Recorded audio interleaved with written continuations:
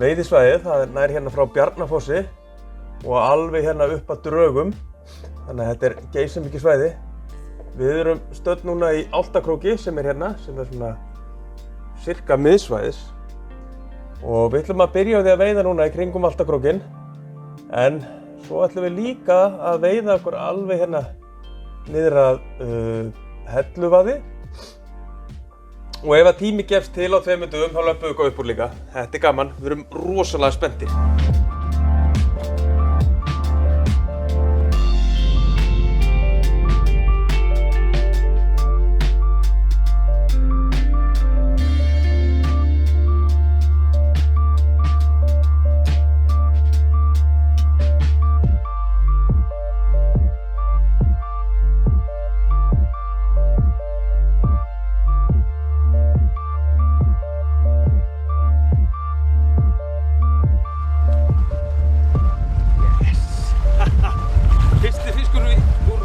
Norðlingafljótinu 2020 feitur og pattarlegur. Þetta yndislegt.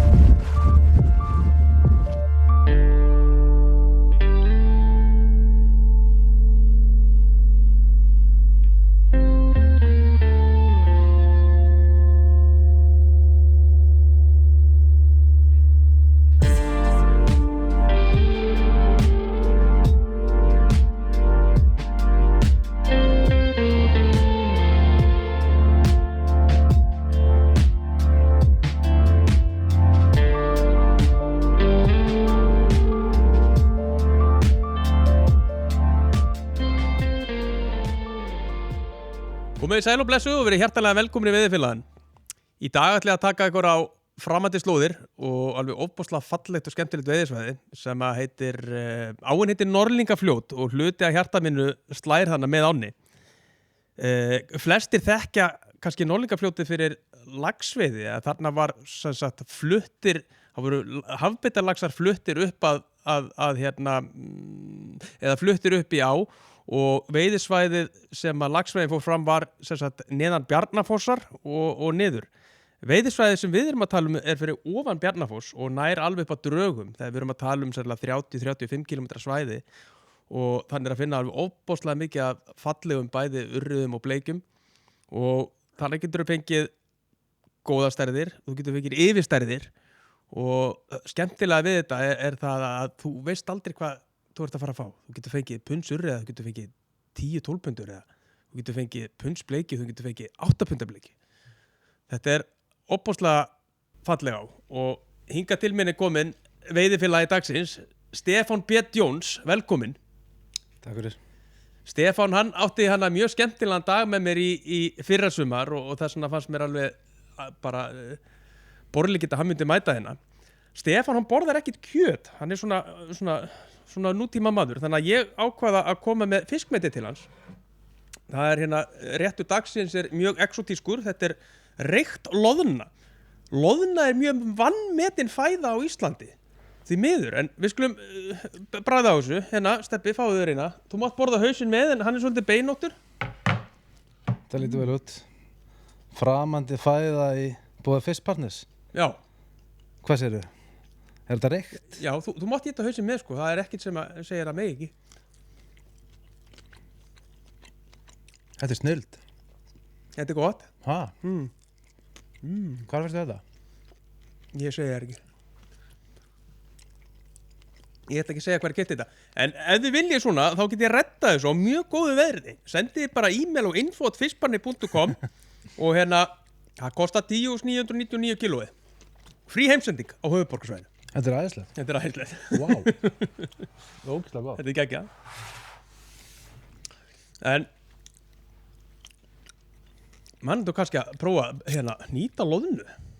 Þetta er nú ekki ósvipa. Hvernig er þetta? Svona. Þetta gæði vel á þingvöllum. Ekki? Jú. Loðnan? Já, ég segi það.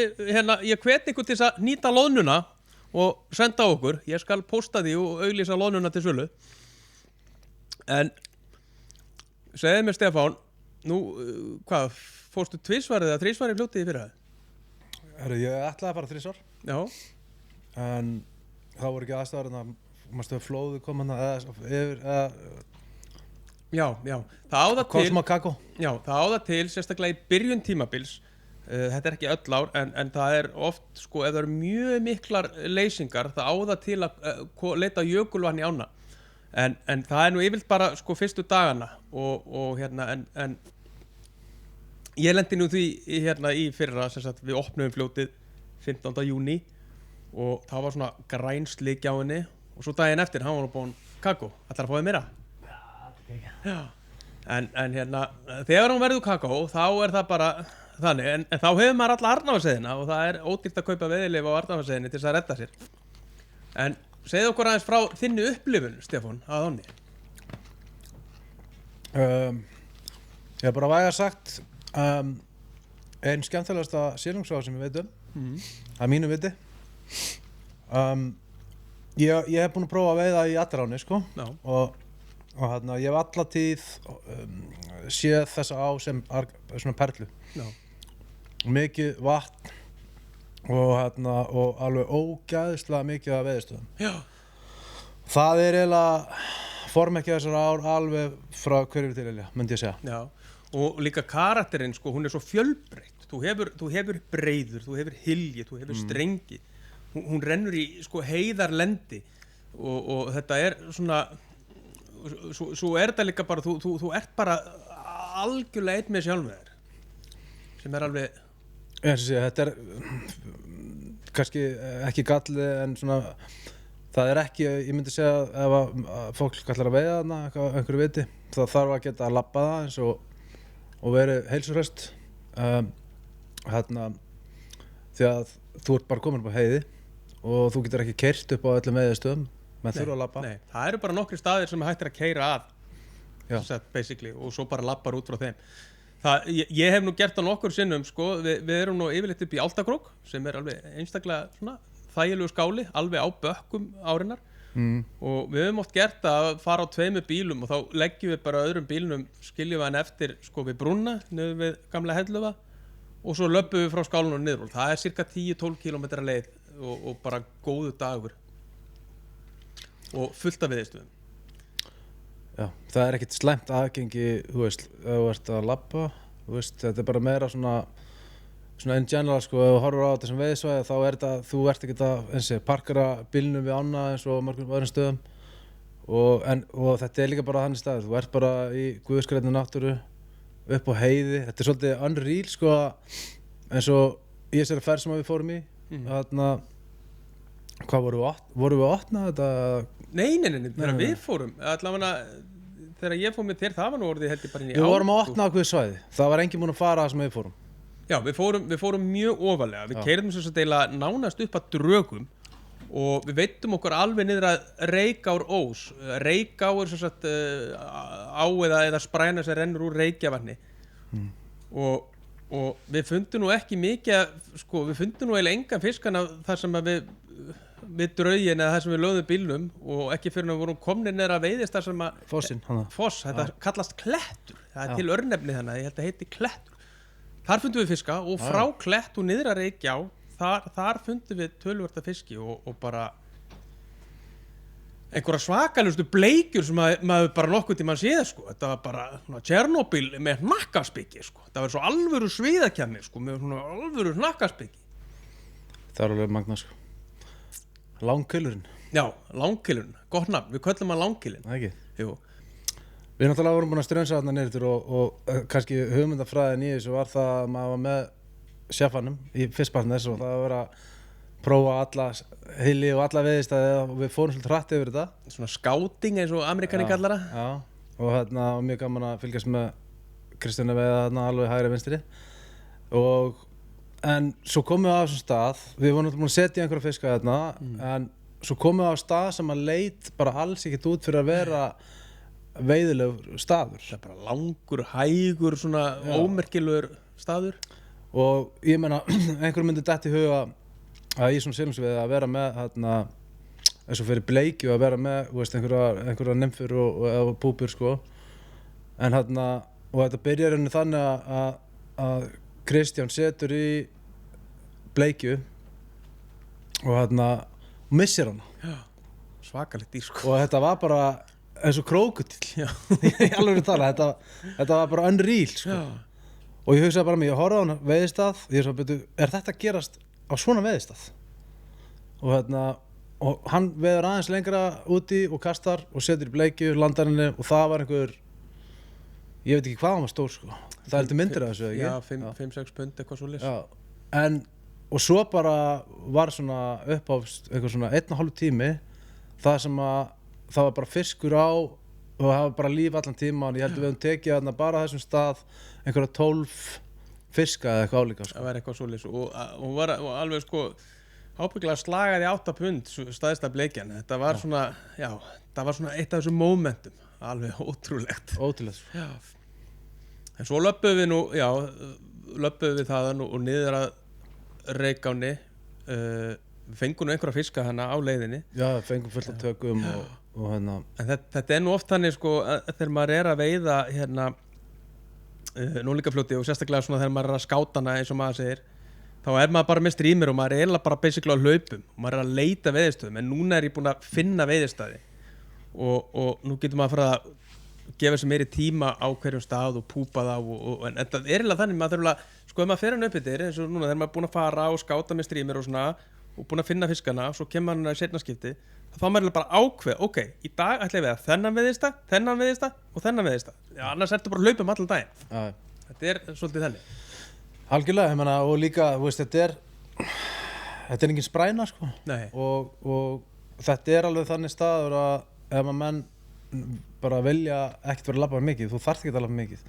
Þú getur verið, eins og í setjanskipti fór ég þarna með Þorsteini, við okkar, Stefánsinni, og fórum á hann urriðastað, þarna hvað hann kallaður, sem að stóru urriðin veitist, þarna.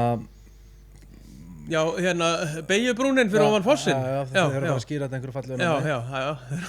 En það er staður sem getur bara verið allan daginn. Já. Og getur verið 2 daga þarna. Já, hann er rosalegur, hann er svo stór og langur og beygjur og... Við tókum náðum einu þar. Já. Það var ekki, komur eitthvað djúvis norðan kjóla þarna og ég veit ekki, það var örugglega verið bara slæmt taka þarna þennan daginn. Já. En við sáum alveg bolta urriða, þarna voru konu urriðan sko. Já. En hérna, og Þorsteinn náði að setja fisk. Fiskurinn hana er bara, þú veist, þetta er alveg ótrúlegt hvað þetta er fallegur fiskur hana. Það er líka, hann er svo vel haldinn. Já. Maður hugsa bara með sér, ok, þetta er þú veist, maður er búinn að vera þingvöld og maður skilur alveg út hverju þeir eru, þú veist, spikfeitir hérna, þess að þeir hafa ótakmarkaðan aðgang í fæðu. En þarna er bara alveg ótrúlegt að sjá hvað hann er allur vel þykkur og flottur sko. Síðir og með hnakkaspik. Með hnakkaspik sko. En já, ég fór nú ekkert á þennan stað í fyrra því að í fyrra var ég bara að skáta ána en ég fór hann í hitti fyrir þennan stað og þar tók ég 2 riða. Einn var eitthvað rúm 2,5 kíló og svo fikk ég einn sem var 3,3 kíló og voru með svona veikt með háf. En norskur vinur okkar hérna, Lars Marius Björnstad, hann fór hana og fekk svakalega nurri, en ég held að það hefði verið á þessum stað. Svakalega nurri, örglega, já ég veit 10 punda fiskur, en hérna alveg rudda fiskur. Og það eru svona fiskar hana og það eru fleiri en einn og fleiri en 2, en hérna... Það eru til sögur á fiski, en ég var að spjalla við hann, hvað er hann, Pétur? Sá sem að er... Veiðurinn, Snorri. Já. Hann sagði bara, þú veist, það leynast þarna mjög stóru fiskar. Já. Hann sagði við mig, Snorri veiðivörður á Arnarhólsveiðinni, að staðistu urriði sem hann hefur séð úr fljótinu var 11 pund eða 5,5 kíló sem hann sá dauðan á eldhúsborði einhvers staðar í gamla daga. Þannig að þessi fiskar eru til og eru það ennþá og ég held að eftir að fjölga núna, því að nú erum við konum með eingöngu með fluguveiði og veiða og sleppa og þessi dýr þau fá að njóta vafans og stækka og dafna og gera fleiri veiðimenn. Það hefur allt verið drepið þangað til að þið tóku við þessu.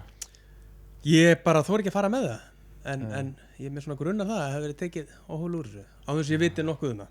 Nei. En þetta er í góðum höndum núna. Já. Í uppbyggingu. Algjörlega. Og ég er rosalega gaman að þessum manni þannig hvað hann var svo ástríðufullur að tala um þetta sko og hann fannst svo geggja að fiskbatni sem væri búin að taka við þessu og þetta var að byggja þetta upp og alveg bara það eru svo litla barna sko. Já, náttúrulega Snorri, hann er náttúrulega bara uppalinn og hann þekki hver einustu þúfu hana uppfrá sko, hann getur satt sögu hverjum einasta steiðina hana, mjög gaman að tala við hann. En ef við förum aðeins út í tæknina, ég persónulega nota bara flotlínu hana Já.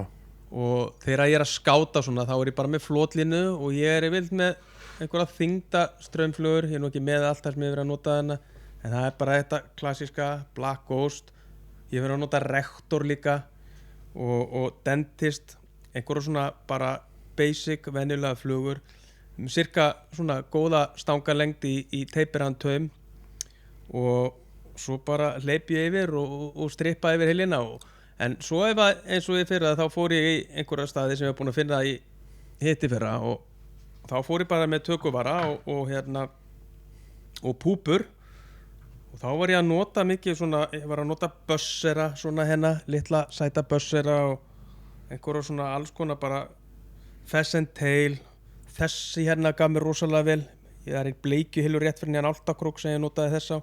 Þar fengi ég alveg upp í 6 punda bleikjur, þannig að það er rosalega gaman þegar maður er búin að læra hans á fljótið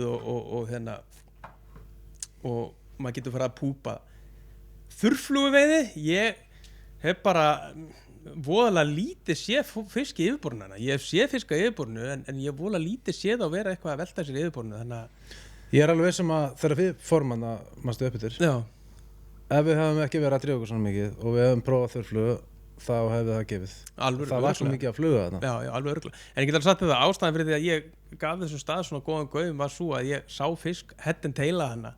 Töluvert fyrir neðan sko þar sem við vorum að fá fiskana. Þannig að ég byrjaði hann eftir og það bara bang leið. Ég hef ekki séð fisk undir 2,5 pundi í þessum farið sem ég hef farið í sko. Nei, við erum alveg að fá minni fiska hana inn á milli en Hvar eru þeir? Þeir eru bara það sem að ég er. Ég er ekki með að segja það. Nei, það er megnið að þessu eru bara væni fiskar. Það getur vel verið að þeir haldi til í einhverju vötnum upp á heiðu og svo sakki þessi niður í ána, maður bara veit ekki hvort þeir eru allæfi í ánni, maður veit það ekki. En svona veiðisvæðin sem að ég er búin að skanna hana núna það er eiginlega bara alveg frá Drögum niður að Álftakrók og svo frá Álftakrók og alveg niður að Bjarnafossi og frá frá vaðinu sem að fer yfir þegar þú ferð upp á Úlfsvanni og alveg upp að Drögum er alveg eða upp að Klett þessu fossi eru bara veiðistæðir út allt. Ég er einu svona búin að labba frá vaði og niður á Bjarnafossi. Ég fann ekki mikið af fiskum þar. Ég fann fisk á kannski 4 stöðum eitthvað svoleiðis en ekki á fleiri stöðum. Það getur verið að þetta skipta á milli árstíð eitthvað, ég er ekki viss en það eru fiskar út allt. Já, en Stefán, segðu mér þú ert orðinn veiðifélagið ekki? Herðu, ég er á leiðinni, ég er búin að kíkja á þetta er snillta koncept. Nei ekki? Jú. Og ég held að séu bara allir að fara þessa leiði sem eru við veiða á hana borð. Nei, mér finnst þetta bara þetta svona club system sko, þetta er bara geðveikt sko. Já, það er gaman að þessu. Og náttúrulega því fleiri sem kom inn í þetta því auðveldar að vera að trakta, þú veist svona incentive, skilur við fá svona partnera fattið með þegar að koma fleiri inn, skilur við með, þú veist, maður að sjá þeir eru með alls konar svona afslætti og annað sko. Já, svo líka með ferðir, sérstakar veiðifélaga ferðir og það er til dæmis 2 ferðir sem að verða þarna í sumar og það er hann Óli í Dagbók Urri, það er að hósta þær. Og uppselt hérna. Já, það er báður uppseltar, því miður. Það kemur ára eftir þessu og þið skulle vera snögg að tryggja ykkur leyfi í þá ferð, því að þetta verða mjög skemmtilega ferðir. En er eitthvað sem þú vilt bæta við? Nei. Að lokum? Ég meina, ég segi bara, þú veist, ef við nennir að labba, þú veist, og upplifa bara guðskurinn náttúru og stóra fiska í Silungsveiða þá er þetta staðurinn. Algjörlega, ég er alveg sammála þér. Ég þakka kærlega fyrir komuna Stefán og við sjáumst á bakkanum.